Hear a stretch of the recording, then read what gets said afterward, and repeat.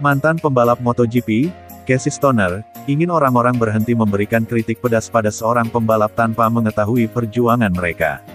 Stoner tahu betul bagaimana situasi di kejuaraan dunia Grand Prix, terutama yang ada di level tertinggi kelas MotoGP dalam ajang balap motor. Pria asal Australia itu menjadi salah satu pembalap tersukses, karena memiliki talenta alami yang membuatnya berhasil meraih 2 gelar juara dunia bersama Ducati dan Honda.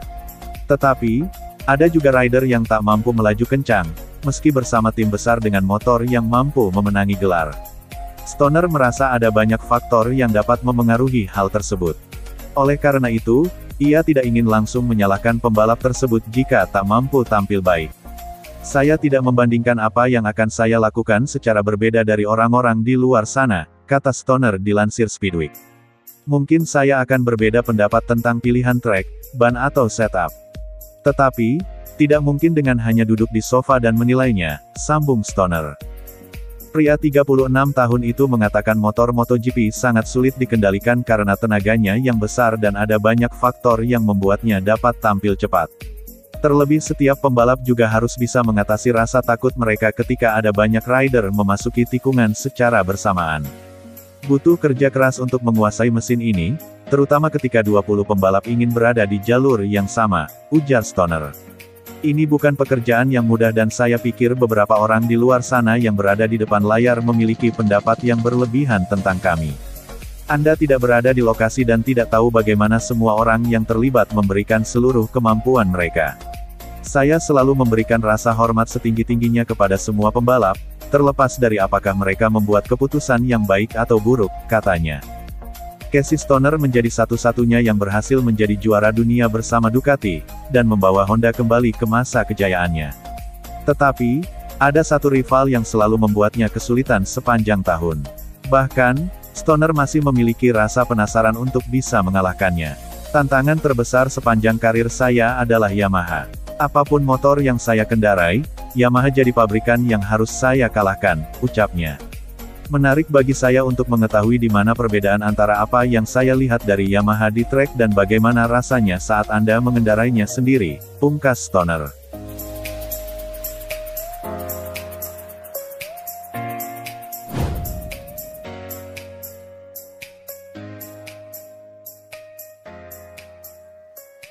Pembalap muda berbakat Spanyol, Joan Mir, debut di kelas MotoGP pada musim 2019 silam. Pada tahun 2020, dia berhasil membawa Suzuki menjadi juara dunia MotoGP. Kuncinya adalah konsistensi tingkat tinggi walau hanya menang 1 kali. Karena itu, di musim 2021 ini namanya otomatis menjadi favorit, namun sayangnya ia justru gagal mempertahankan gelar juara dunia, bahkan tak pernah menang balap lagi. Gelar kemudian jatuh kepada rider asal Prancis, Fabio Quartararo. Kegagalan ini membuat Mir mendapat serangan, bahwa dirinya tak sanggup mempertahankan mahkota kelas utama dengan terhormat. Banyak pihak mengatakan bahwa Mir tak sungguh-sungguh mempertahankan gelar. Mir mengaku tidak ingin mendengar kritik yang merusak dan komentar omong kosong seperti itu. Ini pertanyaan yang sulit di saat yang sulit, karena apa yang harus saya jawab? Memang benar bahwa saya tidak memenangkan balapan, tapi tidak ada yang bisa mengatakan bahwa saya tidak memberikan 100% pada motor. Ini jelas. Di dalam, saya benar-benar kecewa, tapi saya akan tidur nyenyak malam ini dan sepanjang tahun karena saya tidak bisa berbuat lebih baik. Jika Anda percaya, baik bagi saya. Jika ada yang mengatakan saya pertahankan gelar dengan cara terburuk dalam sejarah, selamat datang. Tapi mereka harus hidup di dalam segalanya untuk memahami situasi dan tahu lebih banyak sebelum mereka mengatakan hal-hal seperti itu. Saya tidak terlalu peduli dengan orang-orang itu, kata Mir dikutip Motorcycle Sports. Tak hanya dari sisi usaha pembalap, dari sisi Suzuki 2021 juga menjadi musim yang amat sulit. Ini juga sulit bagi mereka Suzuki, karena tidak memenangkan balapan. Saya sepenuhnya mengerti, tapi jika Anda punya pembalap pemenang di tim Anda, itu juga akan sulit untuk menangani situasi untuknya. Semua tekanan yang saya berikan selama musim ini sangat besar. Dari situasi yang kami hadapi dan Suzuki tahun ini, kami akan lebih kuat di masa depan. Tahun ini mereka menyadari banyak hal, tentang betapa sulitnya meraih kemenangan di MotoGP. Tidak cukup melakukan apa yang harus Anda lakukan, Anda harus melakukan lebih dari itu untuk memenangkan gelar, bukan hanya pembalap, tapi juga semua orang di tim.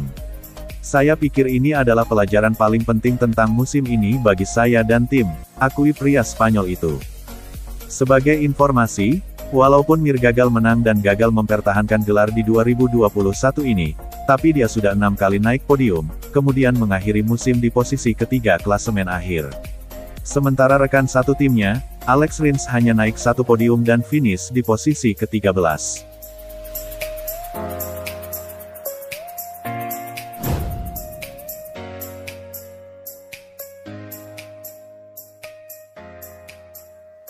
Naik ke tim pabrikan KTM, MotoGP 2021 berjalan cukup berliku bagi Miguel Oliveira.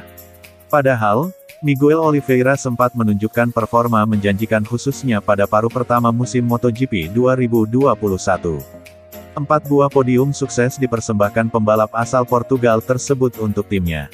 Ia bahkan menggondol podium pertama dalam seri MotoGP Catalunya yang mentas pada bulan Juni silam. Menariknya, musim berliku di MotoGP 2021 kini sudah dilupakan oleh Miguel Oliveira. Menyongsong MotoGP 2022 yang sudah di depan mata, Miguel Oliveira mengaku siap menahodai KTM tentunya bersama rekan setimnya, Brad Binder. Pada 2022, Brad Binder dan saya akan memegang kemudi kapal itu, ungkap Oliveira dilansir dari Speedweek. Pada MotoGP 2022 mendatang, KTM resmi kedatangan 2 pembalap debutan dari kelas Moto2. Mereka berdua adalah Remy Gardner dan Raul Fernandez.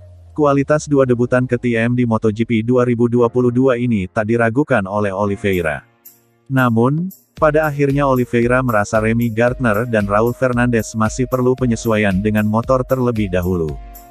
Karena itulah, kemudian Oliveira memosisikan dirinya dan Brad Binder untuk mengemban tugas pengembangan motor. Tentu saja debutan-debutan ini akan cepat. Saya pikir kami dapat mengandalkan masukan mereka untuk hasil musim yang lebih baik, ujar pembalap bernomor start 88 itu. Tetapi, pada saat tes pramusim, Anda harus berkenalan dengan motor terlebih dahulu. Untuk itu, Brad dan saya akan menggunakan pengalaman kami guna menemukan apa yang dibutuhkan motor agar lebih cepat, sambung Oliveira. Berkaca dari MotoGP Valencia 2021 beberapa waktu lalu, Oliveira mengaku rasakan masalah pada ban depannya. Masalah tersebut juga yang ia jadikan penyebab hasil buruknya. Saya mendapati banyak sekali gerakan pada ban depan di awal balapan. Hal inilah yang membuat saya terdampar di belakang, ujar Oliveira. Pada paruh musim kedua harusnya lebih baik. Sekarang saatnya untuk menganalisis apa yang dapat diganti dan apa yang motor butuhkan agar lebih cepat, tandasnya. Seperti yang sudah diketahui, Oliveira sendiri menyelesaikan MotoGP Valencia 2021 sebagai pembalap ke-14 yang menyentuh garis finish. Tambahan 2 poin membuat Oliveira bercokol di tempat ke-14 pada klasemen akhir MotoGP 2021 dengan 94 angka.